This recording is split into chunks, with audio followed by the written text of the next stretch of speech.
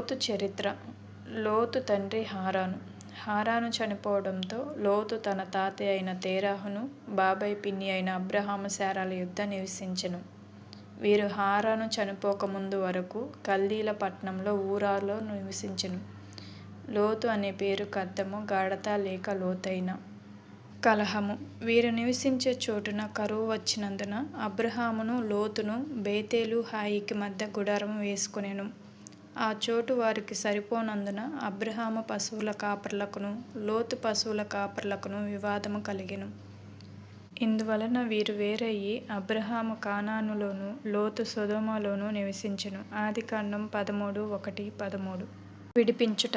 షీనారు రాజైన అమ్రాపేలు, ఎల్సా రాజైన అర్యోకు, ఏలాము రాజైన కదొర్లాయోమెరు, గోయీయుల రాజైన తిదాలు అను వారు సొదొమ రాజైన బేరాతోనూ గొమొర్రా రాజైన బిర్షాతోనూ యుద్ధము చేసినందున సొదొమ ప్రజలందరూ పట్టుబడిరి.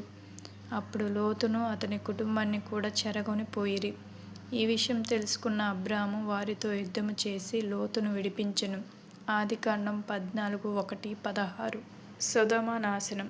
సొదొమ వారి పాపము ఎక్కువైనందున దేవుడు వారిని నాశనం చేయదలచినందున లోతును అతని కుటుంబాన్ని రక్షించుటకు దేవదూతలను పంపెను. లోతు దేవదూతలకు నమస్కారం చేసి వారికి భోజనం సిద్ధపరచినందున వారు భోజనము చేసిరి. తెల్లవారినప్పుడు ఆ దూతలు లోతును త్వరపెట్టి, లెమ్ము, ఈ ఊరి దోష శిక్షలో నశింపపోకుండా నీ భార్యను ఇక్కడనున్న నీ 2 కుమార్తెలను తీసుకొని రమ్మని చెప్పిరి. లోతు తడువు చేయుచుండగా యెహోవా అతని మీద కనికరపడినందున ఆ దేవదూతలు అతని చేతిని, అతని భార్య చేతిని, అతని 2 కుమార్తెల చేతులను పట్టుకొని వెలుపలికి తీసుకొని వచ్చి ఆ ఊరి బయట నుంచిరి. నీ ప్రాణమును దక్కించుకొనున్నట్లు నీవు వెనుకకు చూడకుండా పారిపొమ్మని ఆజ్ఞాపించెను. ఆదికాండం 19:1-17. మాట వినకపోవడం.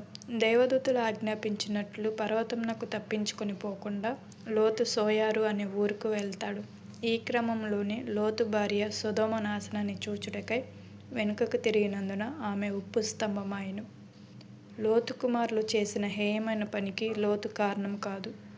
ఎందుకంటే 2 పేతురు 2:7-8 ప్రకారంగా లోతు నీతిమంతుడని బైబిల్ గ్రంథంలో చూస్తాం.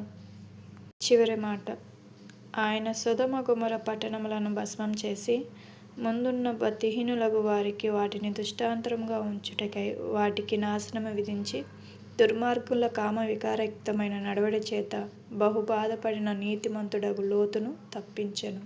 2 పేతురు 2:6-7.